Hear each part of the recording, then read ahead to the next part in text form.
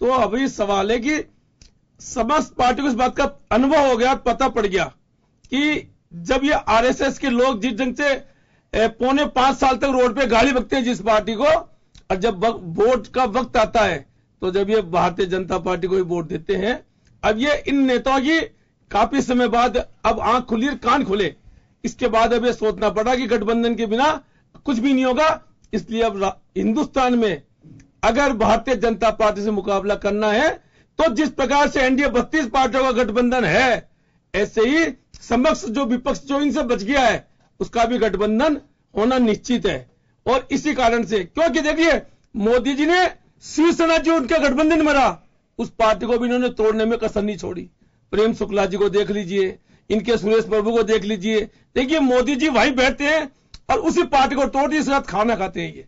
तो इसलिए अब जनता को पता पड़ गया है कि अगर भारतीय जनता पार्टी को चुनाव हराना है तो उसके लिए जनता को नहीं, जनता योगेंद्र जी, जनता क्यों नहीं, साढ़े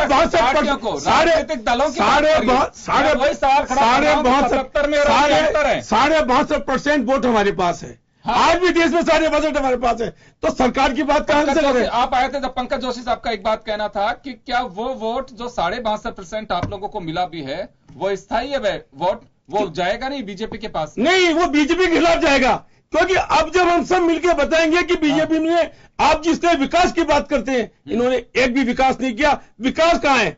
देखिए ये तो पार्टियों का बिखराव के कारण से भारतीय जनता पार्टी जीती है, कोई प्रकार का और कोई कारण ही नहीं है। इन्होंने कोई विकास किया है? अगर विकास के नाम से वोट पड़ता ना तो फिर तो जनता और ही किसी को वोट देती। योगेंद्र जी, ये बिखराव का वोट है और बिखराव में भारतीय जनता पार्टी की जगह जगह सरकारें बन रही है।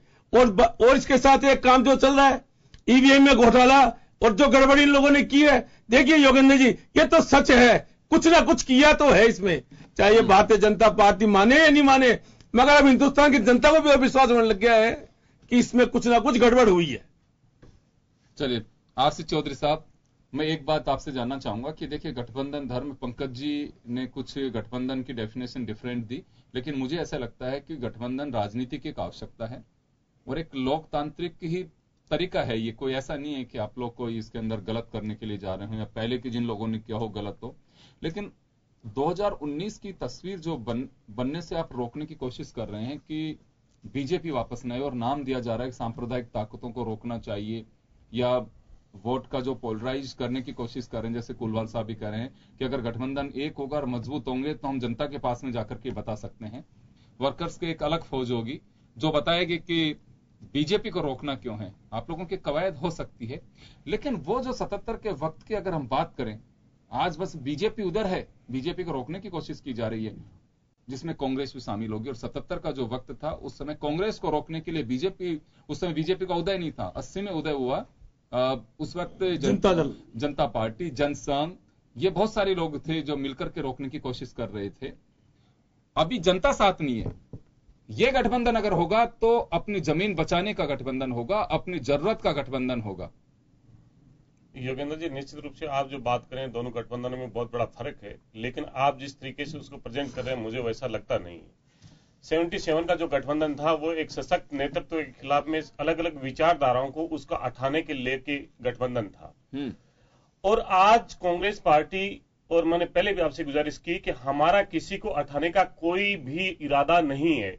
हमारा एक विचारधारा के खिलाफ जो इस देश को विभक्त करना चाहती है, जो फैसिस्ट और अवसरवादी जो लोग हैं, उनके खिलाफ जो भी कोई कॉन्स्टिट्यूशनल जितने लोगों के मौलिक अधिकार हैं, राष्ट्र के और राज्य के नीति निर्देश तत्व हैं, उनकी अगर पालना नहीं हो रही और उसकी आवाज को सशक्त और बुलंद करने के लिए जितने भी उस डेमोक्रेटिक और जो प्रोग्रेसिव जो लोग हैं वो एक साथ होकर इस बात को उठाएं। आपने इस बात को भी बताना चाहिए कि पिछले ही बुधवार को जो माननीय सोनिया गांधी जी और पूरे प्रधानमंत्री के नेतृत्व में एक 13 दलों का प्रतिनिधिमंडल राष्ट्रपति से मिला और राष्ट्रपति से मिलकर उन्होंने क्या कही, क्या वहां पे राजनीतिक गठबंधन चुनाव को लेकर था या वहां पे डेमोक्रेटिक मूल्यों को लेकर उन्हें ज्ञापन दिया गया था।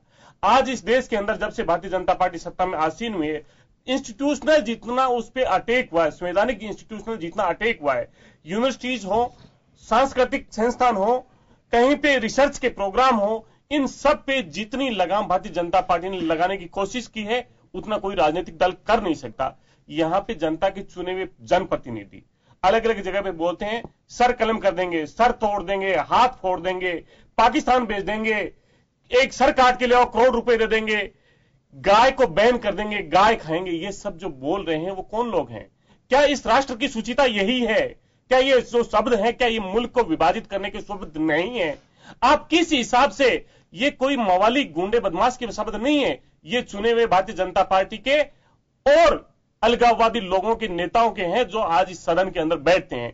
अगर ये कॉन्स्टिट्यूशनल ऐसी बातों पर अगर कॉन्स्टिट्यूशनल आघात किया जाएगा, अगर संविधान के पैरा 3 जो भाग 3 और 4 के अंदर जो मौलिक अधिकार और नीति निर्देश तत्व हैं, अगर उनकी पालना नहीं होगी और उनकी पालना के लिए कांग्रेस को जिन भी दलों के साथ में अगर पालना के लिए जाना पड़े वो जाएगी। ये जो बात करते हैं ये मीडिया की हो सकती है, प्रायोजित हो सकती है। यहां पे लोकतंत्र की जो प्राथमिकता है वो पहली है, विघटन को रोकने की प्राथमिकता पहली है। देखो चौधरी साहब, आपने एक बहुत बड़ी बात कही है कि लोकतंत्र को रोकने की पहल सबसे बड़ी बात है। मुझे लगता है कि लोकतंत्र के खिलाफ तो कोई नहीं जा रहा, संवैधानिक ऐसे नहीं जा रहा। ये जो शब्द कह रहे हैं, जो बैठा है, जो इस विधानसभा का विधायक में, जो राजस्थान में अलवर बैठा है, उसके लोकतंत्र की रक्षा जो है राष्ट्रपति जी की जो सोनिया गांधी जी कर रही है, वो कह रहे हैं आप बोले आप जब आपका मौका है तब आप बोलिएगा। अलवर के विधायक क्या, अलवर के विधायक ने कहा कि इस कॉन्स्टिट्यूशन का निर्माण बाबा साहब ने नहीं किया, अम्बेडकर साहब ने नहीं किया, और राज्य की मुख्यमंत्री है वो वहां पे राज्य स्तरीय प्रोग्राम करती है, देश का प्रधानमंत्री जाके उनकी जन्मभूमि पे पुष्प अर्पित करता है। क्या भारतीय जनता पार्टी की सोच सिर्फ वोट के लिए है? क्या उसका जो विधायक कहा, क्या उसके कार्यवाही की प्रधानमंत्री बनाएंगे? नहीं बनती। ये क्या प्रधानमंत्री बनाएंगे क्या? अरे कांग्रेस ने आजम खान के नेतृत्व में बनाएंगे क्या? नेतृत्व कहेंगे आजम खान पे निकालेंगे, कहो सीधा, आजम खान पे निकालेंगे क्या? सीधा सैनिक भारतीय जनता पार्टी के लाइए खूनों का मुकाबला, प्लीज एक बार, आजम खान कहाँ बीच में है पंकज जी? देखिए, मैंने कहा ना, इन्होंने कहा, एक व्यक्ति ने कहा कि इन्होंने कहा एक आपकी पार्टी जो है उसके जो निर्माता थे वो जो है केवल जो है उन्होंने, आप पूरा इन्होंने नहीं पढ़ा, उन्होंने कहा भाई उस निर्माता में 315 लोग थे और उसके चेयरमैन जो है ये थे। उसको इन्होंने देखिए किस तरीके से किया, मैं कह रहा हूं। लेकिन आजम खान ने कहा कि बेसिकली आप उनके स्टेटमेंट याद करिए कि उन्होंने स्टेटमेंट क्या कहा था। उन्होंने यहां तक कहा कि बेसिकली जो है कि एक बार जो है कश्मीर के ऊपर जो है रेफरेंडम होना चाहिए। इसके लिए उन्होंने कहा कि सब रेफरेंडम होना चाहिए। इस पर तैयार है क्या? यदि तैयार है और इस पर यदि गठबंधन होता है तो मैं कह रहा हूं बहुत होना चाहिए। दूसरा जो है इन्होंने खुद ने कहा कि देखिए, मैं आज ये कह रहा हूं कि आज इन्होंने कहा कि लोकतंत्र की जो है रक्षा होनी चाहिए। और वो जो है हमारी सोनिया गांधी जी वहां गई राष्ट्रपति भवन पे, राष्ट्रपति भवन में सोनिया गांधी जी गई, वहां पंजाब में गई एक बार, और पंजाब में जो चुनाव लड़े जिनके, मैं आ रहा हूं वहीं पे, एक निवेदन, मैं देखिए एक बात कहना चाहूंगा, सोनिया गांधी को पंजाब चुनाव से मत जोड़े। देखिए मैं आ रहा हूं सर, मैं आ रहा हूं, मैं देखिए, मैं कोई दिक्कत नहीं है, मैं कह रहा हूं नहीं, मैं नहीं कह रहा हूं क्यों नहीं गई, नहीं सर, देखिए मैं ये नहीं कह क्यों नहीं गई, मैं कह रहा हूं क्यों नहीं गई, मैं खाली इस बात पे आ रहा हूं कि सच्चाई कौन सी। देखिए, उस लोगों के साथ गएंगे, हो सकता है इसमें ऐसा हो, मैं कह रहा हूं आपको, लेकिन मैं कह रहा हूं कि जिसने चुनाव लड़ा, अमरिंदर सिंह जी ने आकर के सार्वजनिक रूप से कहा कि ईवीएम में कोई गड़बड़ी नहीं हुई, ईवीएम में गड़बड़ी होती तो मैं जो है चुनाव नहीं जीतता, ये वर्ड कहे कि नहीं कहे? तो मैं कह रहा हूं कि लोकतंत्र मजबूत वहां से होगा या चुनाव में नहीं लड़ रहा जो मैं स्टेटमेंट दूंगा। जो लोग चुन रहे हैं, जो लोग चुने जा रहे हैं, वो डायरेक्टली इन्वॉल्वमेंट है, उनके बयान जो है ज्यादा परफेक्टिव नहीं है जो लोग बाहर से बयान दे रहे हैं। मैं कह रहा हूं लोकतंत्र में कैसी स्थिति हुई है, जो लोग चुनाव लड़ रहे हैं उन चुनाव में जो कह रहे हैं कि ईवीएम में गड़बड़ी नहीं हुई है। इसके बाद न केवल भारत में बल्कि आप देखिए कि मेरे ख्याल में जो है पहली बार चुनाव आयोग को यह कहना पड़ा, निष्पक्ष संस्था को यह कहना पड़ा कि जो है कि हम इस चीज का चैलेंज है कि आप न केवल देश में बल्कि जो भी आईटी सेक्शन के जो भी विश्व में कोई आदमी हो तो इसको हैक करके बता दें, है ना, हम देख लेंगे। तो मैं कह रहा हूं वाला इशू नहीं है। देखिए, जब डेमो के दौरान इन लोगों का जो संदेह है वो ये है कि जब डेमो इनका संदेह तो होगा सर, इनका देखिए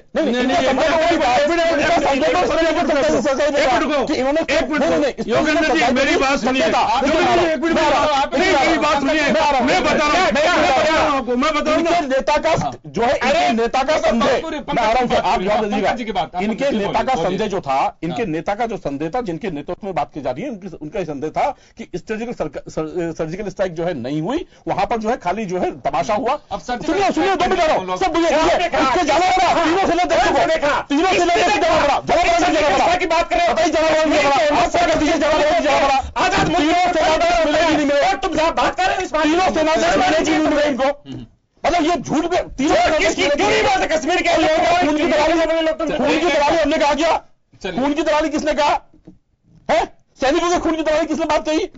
और मैं कह रहा हूं आज किस चीज के ऊपर बात कर रहे हैं, आज कौन से बेसिकली मौलिक अधिकारों का गठन हो गया। आज अभी देखो मैं कह रहा हूं आपको, कुलवाल जी ने कहा कि उस टाइम पे जो है जो लोकतंत्र की घटनाएं हुई, चाहे वो एक उन्होंने जो अपना नाम लिया कि जो भी बंदियां हुई उस टाइम की जो बंदियां थी, मैं कह रहा हूं आज जो बंदी हुई क्या बेसिकली उस टाइम की जो है आज जो है इन्होंने ब्लैक मनी के ऊपर बंदी कर दी, तो उसके विरोध में जा रहे हैं क्या कि ये बंदी नहीं होनी चाहिए, ब्लैक मनी होनी चाहिए। हमने नोटबंदी करी, नोटबंदी बताने की जरूरत नहीं, हमने क्या किया, क्या पाया। मैं कह रहा हूं नोटबंदी के बाद प्रधानमंत्री गिड़गिड़ा के आज दिन बीतने के बाद में भी उस देश के प्रधानमंत्री को जवाबदेही नहीं बनती। अरे आनी चाहिए तुम्हें, शर्म आनी चाहिए।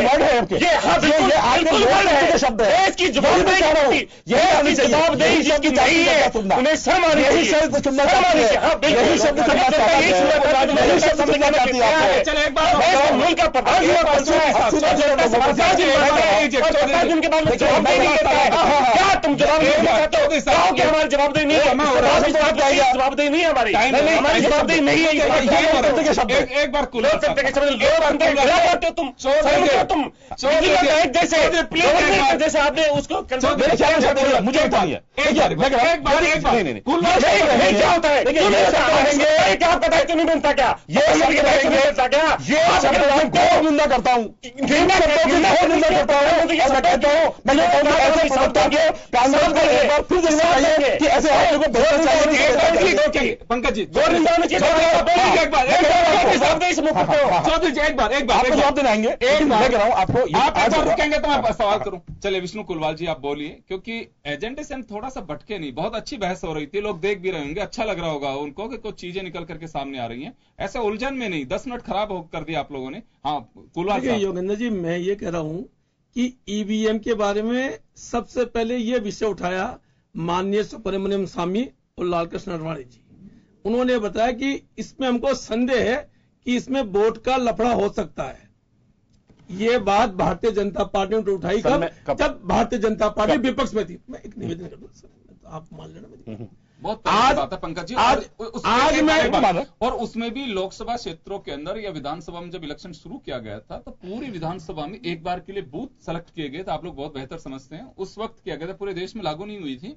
सेलेक्टेड एक पायलट प्रोजेक्ट था। मैं ये पूछना चाह रहा हूँ, ये यूपीए फर्स्ट में हुआ था, यूपी सेकंड में हुआ था, ये यूपीए फर्स्ट में हुआ था 2005 में चुनाव, 2005 में चुनाव, जब ईवीएम की बात, ईवीएम तो उससे पहले यूपीए जब नहीं, जब इन्होंने कहा था ये बात वाजपेयी साहब के वक्त, नहीं मैं नहीं कह रहा, ये जो बात कही थी, ये बात कब कही थी, ये बात कब कही थी?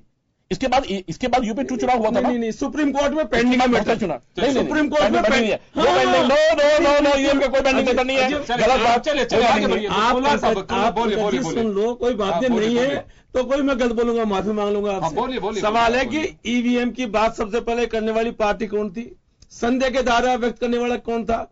उस दिन मनीष जी बैठे थे, उन्होंने बोला हाँ हमने संदेह के आधार पर बात की थी, मगर आज बहुजन समाज पार्टी प्रैक्टिकल के आधार पर बात करती है। आप बता दीजिए मध्य प्रदेश के अंदर जो पोलिंग का बोर्ड डालता दिखाया और वो बोर्ड डलता कहां दिखाया, तो क्या वो आपने देखा नहीं देखा?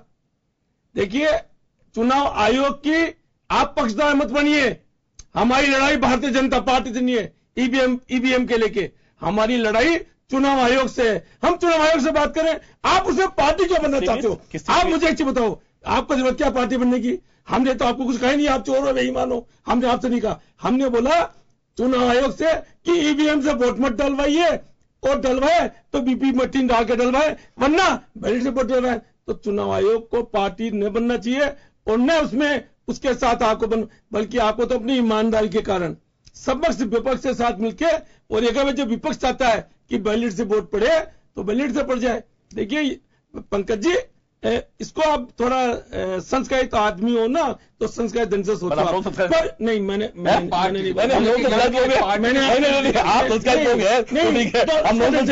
आपसे ये बोल रहा हूं, इसलिए उसके बारे में यही सोचें कि अगर जिस विपक्ष ने मांग उठाई है तो उसके साथ आप भी ईमानदार, जब आप ईमानदार लोग हो ना तो ये कह दो भाई विपक्ष ये मांग करा तो कोई बात नहीं है, बैलेट से वोट डलवा देते हैं। देखिए बैलेट से प्रॉब्लम कहां आ रही है? प्रॉब्लम भारतीय जनता पार्टी को आ रही है। मतलब आप एक बात कह रहे हैं कि पार्टी मत बनिए, वो जो वोट करा रही है हम आपसे बात नहीं कर रहे, आप नहीं करवा, हम आपसे बात नहीं कर रहे हैं, हम आपसे बात नहीं कर रहे, हम चुनाव आयोग से बात कर रहे हैं, देखिए हम चुनाव आयोग से बात कर रहे हैं। एक सवाल है कोलवाल साहब, एक सवाल है लेकिन यहाँ पे मेरा आपसे कि आप लोग एक्सरसाइज कर लीजिए। 1 मई को इलेक्शन कमीशन ने बुलाया है, केजरीवाल जी चलिए, एक उनके बड़ा एक ऑब्जेक्शन था, उन्होंने धृतराष्ट्र और दुर्योधन की संज्ञा दी थी। तो अगर कोई कहीं पे अगर कहीं चिप में उसके सॉफ्टवेयर में कहीं को प्रॉब्लम है तो उसको लेकर के आप लोगों को पूरा एक एक्सरसाइज करके, और उस दिन मुझे लगता है कि जो चैलेंज इलेक्शन कमीशन कर रहा है उसे आप लोगों को स्वीकार करना चाहिए। बिल्कुल चैलेंज अगर चुनाव आयोग करता है तो उसकी ये बहुत बड़ी भूल है। उसको चैलेंज नहीं बोलना चाहिए, उसको बोलना चाहिए भाई जिस भी पार्टी को शक इसके अंदर है तो आप आ जाइए, ये डेट है, आप उनको बता दीजिए। चैलेंज शब्द को जो ये बोलते ना, ये चीज एकदम गलत है। हम चैलेंज की बात नहीं कर रहे, हम तो कह रहे हैं आ जाओ, हम बता देंगे आपको। चुनाव आयोग बुला रहा है, बहुत अच्छी बात है, हमारी पार्टी जाएगी। चलिए समय का अभाव है, मैं माफी चाहूंगा। चौधरी साहब आप कुछ कहना चाह रहे थे, मैं समय नहीं दे पाऊंगा। मैं एक सवाल मेरा आखिरी महेश शर्मा साहब से होगा। महेश जी, मैं आपसे जानना चाहूंगा कि चलिए जो भी होगी स्थितियां बदलेंगी और ये तय है कि राजनीति में किसी का कोई स्थायी मित्र और स्थायी विरोधी नहीं होता है, लेकिन ये जो चौतरफी एक वेव चलना शुरू हुई है, क्या गठबंधन के लिए अभी उन लोगों को भी इंतजार होगा जिनके यहाँ पे चुनाव है, और चुनाव में क्योंकि राजनीतिक दल जब एक्सरसाइज करता है तो उसे लगता है कि नहीं मेरी सरकार बन रही है और जीतने में मैं भी हूं, अगर किसी को साथ आना हो तो मेरे साथ आए। तो अभी क्या कुछ एक जगह और इंतजार करना होगा कि अभी अगर किसी राज्य में कोई रीजनल पार्टी है, उसके जब तक कोई ठोकर खा के संभलने की एक कवायद होती है तो उस रूप में देखा जाना चाहिए। अभी देखिए इसको इस रूप में भी देखा जा सकता है। मैं जहां तक समझ रहा हूँ कि आप इन चुनावों से पहले 13 के चुनाव हों या 14 के चुनाव, जो उसमें ये बात हुई थी क्षेत्रीय दल बनाम राष्ट्रीय दल। राष्ट्रीय दल तो सीमित होते जा रहे थे और क्षेत्रीय दल उभरते जा रहे थे। इस क्षेत्रीय दल के उभरने से क्या है कि एक तरह से एक असमंजस की स्थिति, राष्ट्रीय एजेंडे डिफेक्टिव हो रहे थे, उससे हो जाते थे। लेकिन इन चुनाव 2014 का जो चुनाव हुआ उसमें ये दिख रहा है कि नहीं, राष्ट्रीय दलों का उदय हो रहा है, और जिसमें ये बीजेपी एक अपने आप में मतलब इसने सिद्ध कर दिया कि भाई हमारा धीरे धीरे नेटवर्क बढ़ता जा रहा है, और इसी मुहिम में अभी उड़ीसा में भी जा रहे हैं, वो कर रहे हैं ये कोशिश। अब सवाल ये गठबंधन होना चाहिए ना, तो गठबंधन की बार ये थीम नहीं होना चाहिए कि सत्ता से बीजेपी को हटाओ, बल्कि ये होना चाहिए सशक्त विपक्ष बनाइए। सशक्त विपक्ष के लिए बहुत जरूरी है कि आपने जरूरी है कि गठबंधन होना चाहिए, इसमें कोई दो राय नहीं कि जितना विपक्ष लोकतंत्र में कमजोर होगा उतना ही हमारे लिए घातक भी हो सकता है। जी। एक कोई भी सत्तारूढ़ दल हो तो तानाशाही की ओर बढ़ सकता है, तो लिहाजा इसके लिए बहुत जरूरी सशक्त विपक्ष होंगे। आपने उदाहरण देखा होगा कि अपने राजस्थान के जो इस बार जो उपचुनाव हुए थे, इस बार के उपचुनाव उस बार के उपचुनाव में बहुत अंतर था। जिस समय जो 4 में से 3 के बाद में 4 में से 3 सीटें जो जीती गई थी, तो उस समय एकदम जनता ने ये सोचा कि जो सबसे बड़ा जो दल है उसकी स्थिति ये थी कि वो विपक्ष का दर्जा भी हासिल नहीं करने की स्थिति में आ गया था। ऐसी सूरत में जनता की लहर, जनता की जो है मतलब कहते हैं सहानुभूति कांग्रेस को मिली, और वो 3 सीटें 4 में से 3 सीटें इनको दी गई थी। तो ये आप ये देखिएगा रेसिप्रोकल ये मामला होता है, और इस समय जो जिस तरह से बजाय बीजेपी को हटाने के नारे देने की बजाय देश में सशक्त लोकतंत्र की रक्षा के लिए सशक्त विपक्ष की आवश्यकता है। इस अगर थीम को लेकर के आगे बढ़ेंगे तो ये गठबंधन। चलिए मैं रोकना चाहूंगा आपको, और सबसे बड़ी प्रतिपक्ष के सामने भी एक बड़ी चुनौती ये होगी कि गठबंधन के अलावा आपको जनता के दिल और दिमाग में भी अपना एक आवाज उस छाप के साथ में छोड़नी होगी, ताकि जनता उसे स्वीकार कर सके कि वास्तव में आप जनता की आवाज उठाने के लिए, उसकी लोकतंत्र की नीतियों के खिलाफ अगर कोई जा रहा है उसे रोकने के लिए एक कवायद महज अगर ये कवायद होगी कि अपनी धरातल और जमीन को बचाने के लिए ये महागठबंधन या कुनबा तैयार हो रहा है, तो उसमें जनता भी हो सकता विचार करे। जनता के सामने ऑप्शंस बहुत होंगे कि हमें एक्स को चुनना है कि वाई को चुनना है, ये देखने वाली बात होगी। क्योंकि नरेंद्र मोदी भी अब इस राजनीति के वर्तमान अगर परिदृश्य की बात करें तो वो खिलाड़ी हैं कि किसी भी खतरे से खेलने के लिए वो तैयार हैं, और मुझे लगता है कि कवायद भी उसी तरह से की जाएगी। लेकिन दोनों तरह से ये तय है कि अगर वास्तव में प्रतिपक्ष जिस रूट लाइन को लेकर के अब चलना शुरू कर रहा है, अगर वो तय होती है